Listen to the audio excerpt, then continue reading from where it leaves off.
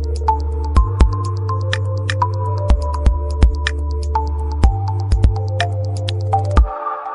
And welcome guys, एक बार फिर से स्वागत है आपका मेरे यूट्यूब चैनल जिसका नाम है class of science.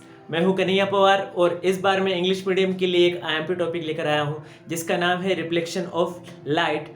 Main exam के लिए बहुत आईएमपी क्वेश्चन है, शुरू करते हैं। ये जो टॉपिक है रिफ्लेक्शन ऑफ लाइट, लाइट के ऊपर है और आपके चैप्टर फिजिक्स के चैप्टर लाइट से ही लिया गया है। इसको समझाने से पहले मैं आपको केवल एक चीज बताता हूँ। मान लो एक दीवार है और इस दीवार पर आप टेनिस की या कोई सी बॉल फेंक के मारोगे तो वो रिटर्न आएगी।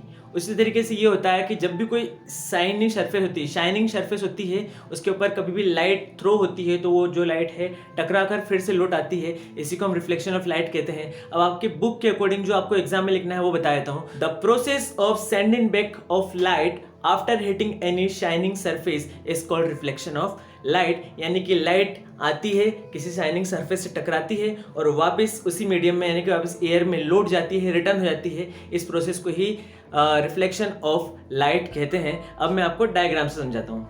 मान लेते हैं कि हमने कोई मिरर, ऐसा कांच जिसमें हम अपना चेहरा देख सकते हैं, उस मिरर को मैंने इस तरीके से रख दिया है और उसकी पॉलिश नीचे की तरफ है और यहाँ पर मैंने एक लाइन डैश डैश करके बना रखी है। ऐसी कोई लाइन मिरर पे होती नहीं है, ये एक इमेजिनरी लाइन होती है और इसका नाम होता है नॉर्मल, NORMAL।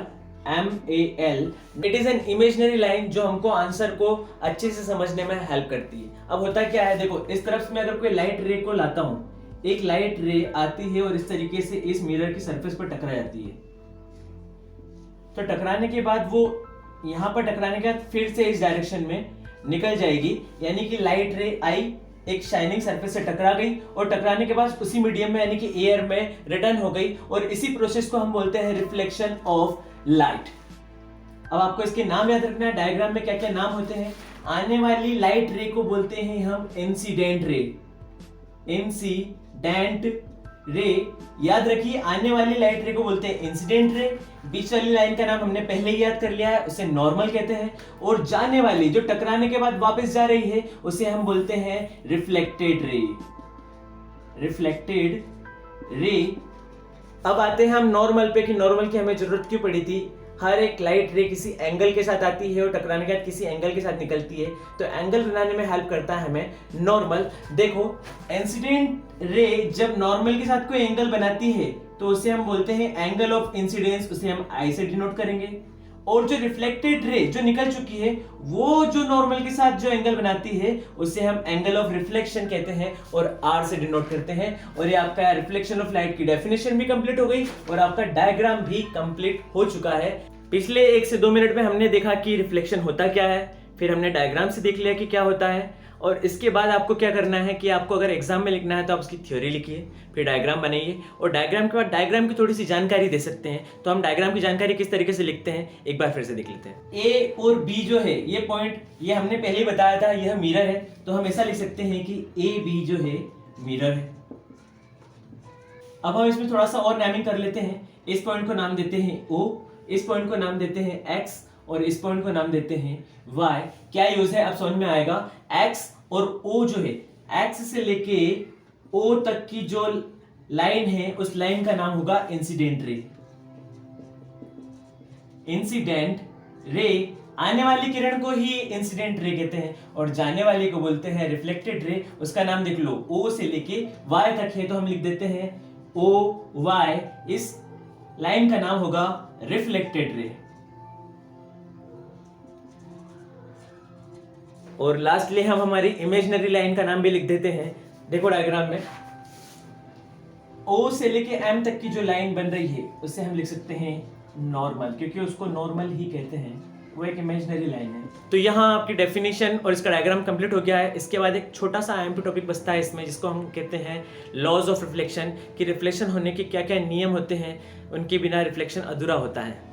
जैसे स्कूल जाते हुए हमें कुछ रूल्स का फॉलो करना पड़ता है। स्कूल के नियम होते हैं कि आपको 7 बजे जाना है, छुट्टी होने पर 12 बजे आना है। उसी तरीके से रिफ्लेक्शन ऑफ लाइट के भी कुछ रूल्स होते हैं जिसको हम बोलते हैं लॉज ऑफ रिफ्लेक्शन। और ये लॉज ऑफ रिफ्लेक्शन नाम का टॉपिक आपको 2 मार्क्स में आ सकता है और पूरा का पूरा आंसर आता है तो आपको 5 मार्क्स में आ सकता है। और बड़ी इजी तरीके से आप ऐसे याद करके लिख सकते हो, आपके फुल मार्क्स आएंगे ही आएंगे। पॉइंट फर्स्ट में देखते हैं लॉज ऑफ रिफ्लेक्शन में, तो आपको ये ध्यान रखना है। हम फिर से डायग्राम में आते हैं। डायग्राम में आने वाली लाइट रे का नाम लिखना है इंसिडेंट रे, उसके बाद डायग्राम में दिख रही है बीच वाली लाइन, इसको बोलते हैं नॉर्मल,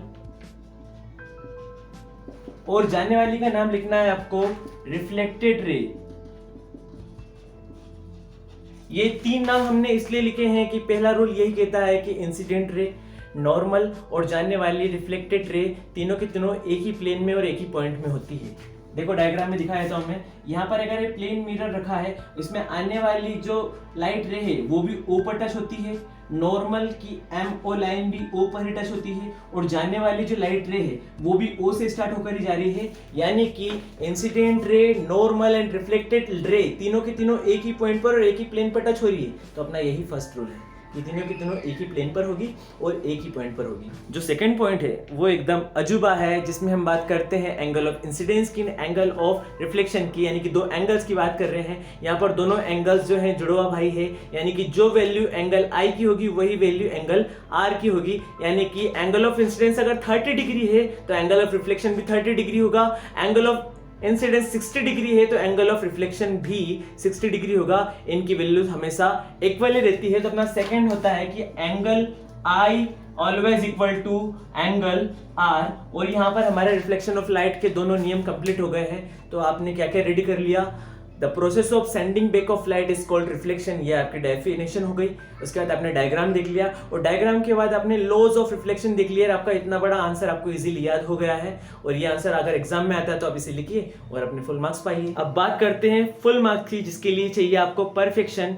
तो आंसर कॉपी में किस तरीके से आंसर लिखना चाहिए, किस तरीके से उसका सीक्वेंस होता है, मैं आपको एक पेज पर लिखकर बताऊंगा, और वो वीडियो के लास्ट में आपको मिल जाएगा। आप वीडियो को पॉज कीजिए, उसे नोट डाउन कीजिए, और आप एग्जाम में उसे उसी तरीके से लिखिए। आपके फुल मार्क्स उस मार्क्स के, उस क्वेश्चन के पक्के होंगे। अब चलते हैं कमेंट सेक्शन की तरफ। मेरी लास्ट इंग्लिश मीडियम की वीडियो थी एक्सोथर्मिक एंड एंडोथर्मिक रिएक्शन में डिफरेंस, और उस वीडियो में मुझे सबसे अच्छी कमेंट लगी थी मयूरी जी चौहान की। वो लिखती हैं कि nice class sir ji. Thank you very much Mayuri. आप इसी तरीके से हमारे चैनल से जुड़े रहिए और इसी नॉलेज को अच्छी तरीके से सभी स्टूडेंट्स तक पहुंचाते रहिए। आप सभी जो इस वीडियो को देख रहे हैं, आप भी अच्छे अच्छे कमेंट कीजिए। आप बताइए आपको अगली बार क्या सीखना है, या फिर वीडियो में आपको कौन सा पार्ट अच्छा लगा। अगर आपकी कमेंट मुझे अच्छी लगती है तो नेक्स्ट वीडियो में आपकी कमेंट के साथ आपका नाम होगा।